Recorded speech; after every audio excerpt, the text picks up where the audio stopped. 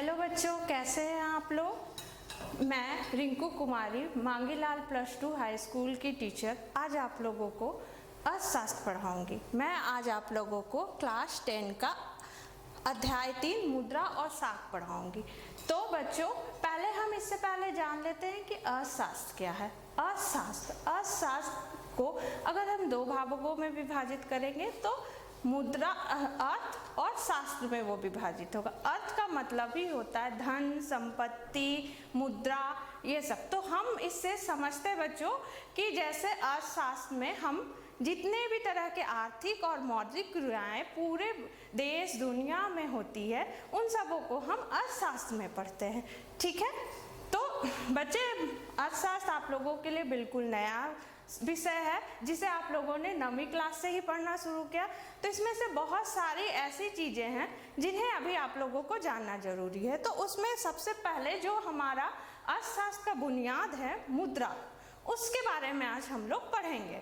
तो मुद्रा क्या है? तो मुद्रा को जानने से पहले आप लोगों ने 9th में मुद्रा के बारे में थोड़ा सा पढ़ा था कि मुद्रा को आप लोगों ने 9th में एक कार्यशील पूंजी के रूप में पढ़ा था। कार्यशील पूंजी क्या होती है? ऐसी पूंजी जिसे हम एक बार किसी भी उत्पादन में लगाते हैं, फिर वो खर्च हो जाती है। तो आज हम लोग मुद्रा को और थोड़े से विस्तृत रूप में पढ़ेंगे। तो हम लोग जानते हैं मुद्रा क्या है। तो सबसे पहले आप लोगों के दिमाग में मुद्रा का क्या अर्थ आता है? सबसे पहले अगर कोई भी आपसे पूछेगा कि मुद्रा क्या है, तो आप क्या कहेंगे? मुद्रा यानी कि पैसा।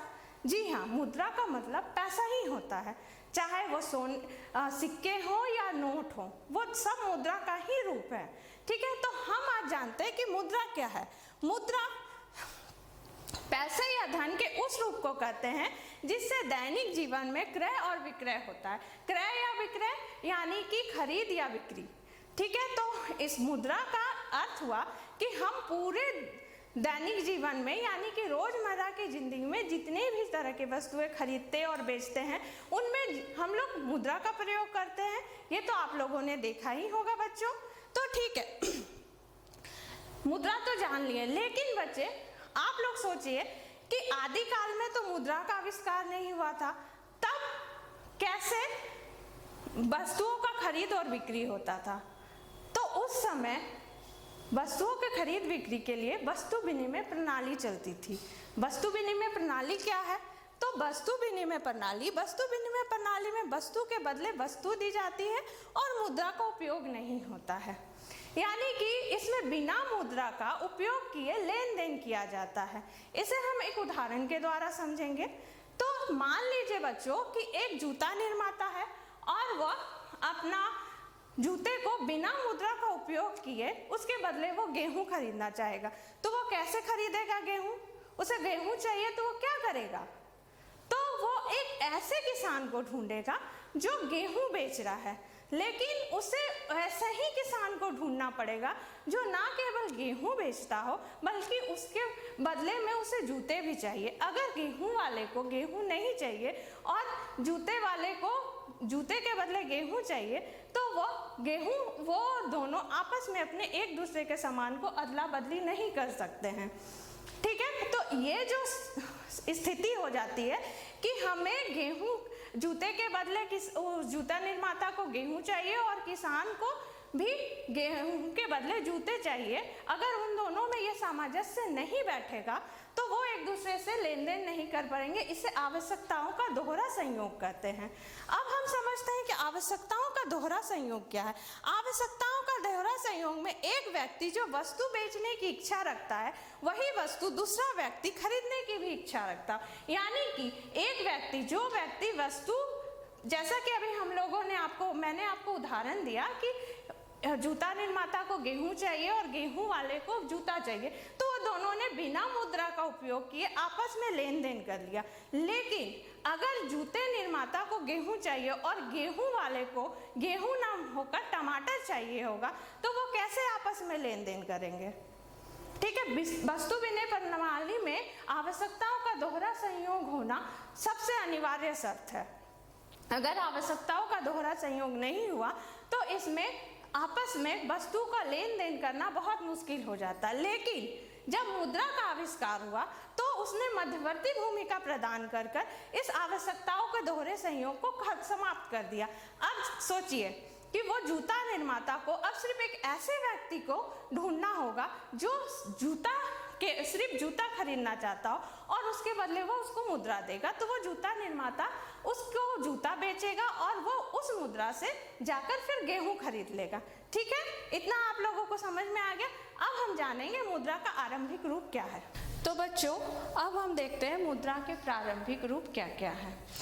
मुद्रा के आज जो रूप आप लोग देखते हैं वो प्रारंभ में नहीं था। जब मुद्रा का आविष्कार नहीं हुआ था तो लोग पशु, अनाज को भी मुद्रा के रूप में इस्तेमाल करते थे। फिर मुद्रा का रूप आया तांबे के सिक्के, सोने के सिक्के, और उनसे वो मूल्य धातु थे उनका उपयोग किया जाता था। फिर सातवाहनों ने भी कुछ समय के लिए शीशे के सिक्के निकाले, उसका भी इस्तेमाल मुद्रा के रूप में होता था। आज जो हमारे पास मुद्रा के आधुनिक रूप हैं, जैसे हम अब जानते हैं कि मुद्रा के आधुनिक रूप क्या क्या है, तो मुद्रा के आधुनिक रूपों में कागज के नोट और सिक्के शामिल है। इसे करेंसी कहते हैं।